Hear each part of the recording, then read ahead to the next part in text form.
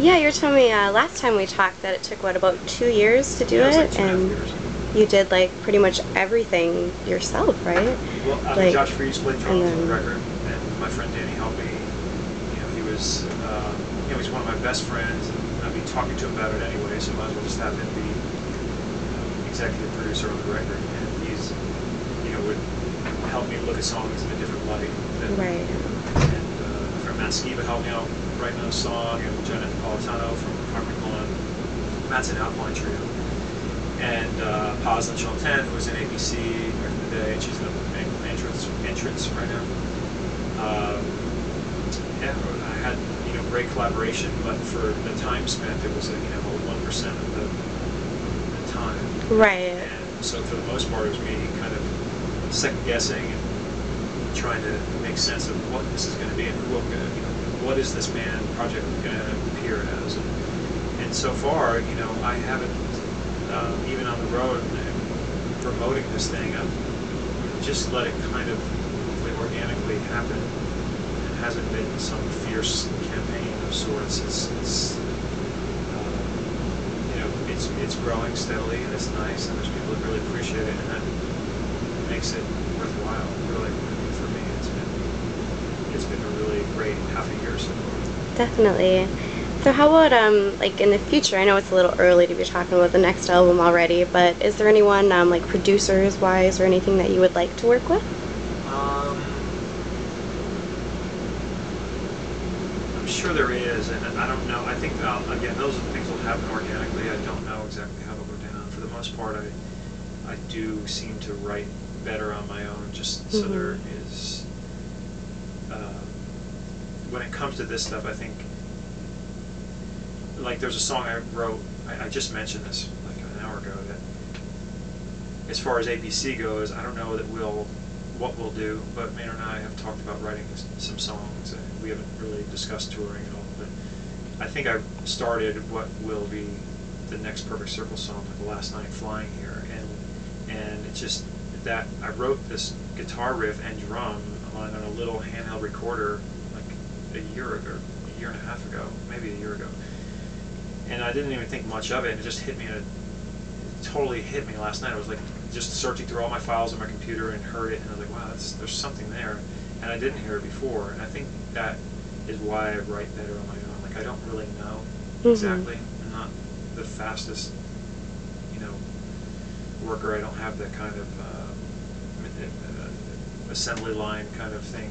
And not even just to talk bad. Some people are really good and fast about how they can dish it, just pump it out. And for me, it might take me having, having enough rest or not enough rest, or being in the right mood or not the right, good or bad mood, to hear something of what it can be and have it go that way. Music's just a very, can't quantify exactly what is the, where you have to get to in the right time to create or not. Right. Just gotta let it happen. Yeah. So, do you happen to possess any hidden talents? Cooking. I'm a pretty, I'm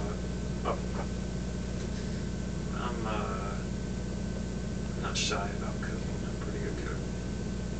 That's good to know. I can't cook. I can bake with the best of them, though. I can bake, too. I can grill, cool. bake, saute. Nice. Do you have any, like, tour bus specialties? Yeah, I just made some rice for guys. I can put the water and the rice in the cooker and then push the on button. That's nice. So do you happen to have any, like, pet peeves, or what makes you tick? Pet peeves? I don't know. I'm sure I do. I'm not coming to mind. I try to put them out of my mind. That's a good plan. Get rid of the negative. Alright, here's a good one. Who would you have to say is, like, your all-time favorite band, or maybe who has inspired or influenced you the most?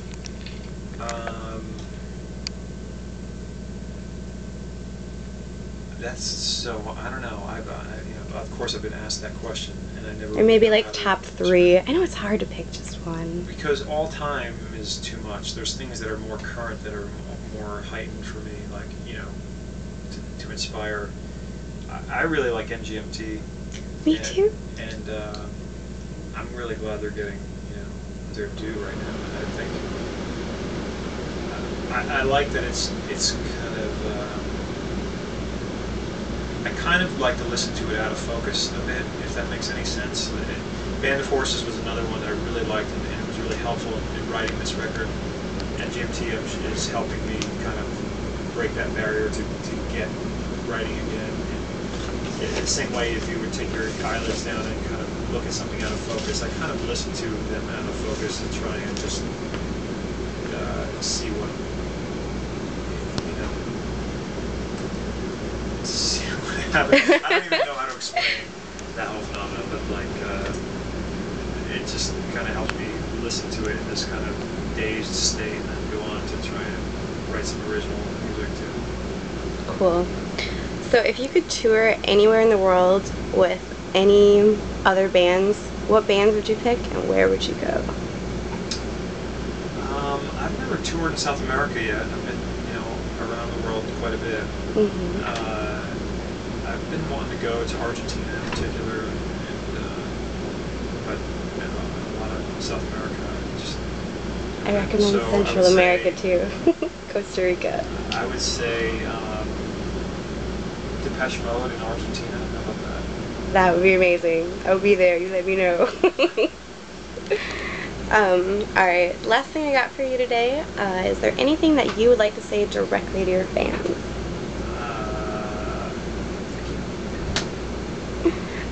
That, you know, MySpace is such a interesting tool to have as far as like connection to fans, and it's like, I mean, I don't know what was first, but to me, probably a dinosaur, but that was the first thing I discovered. I don't know if Facebook was, but you know, on MySpace in particular, like we keep up with a lot of fans,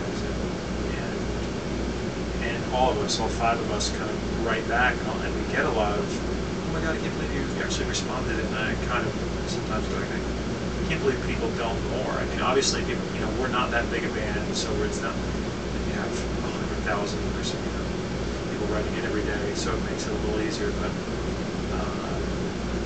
it's just nice to have a regular conversation, even if it is on text, and also meeting people after a show. A lot of times we do signings and see people, and you know, I kind of go back and forth with that. You know, you're supposed to be a rock star, and you're supposed to have this persona, and people are supposed to kind of buy your culture, and you're supposed to be something that they want to be, but they can't be. And never really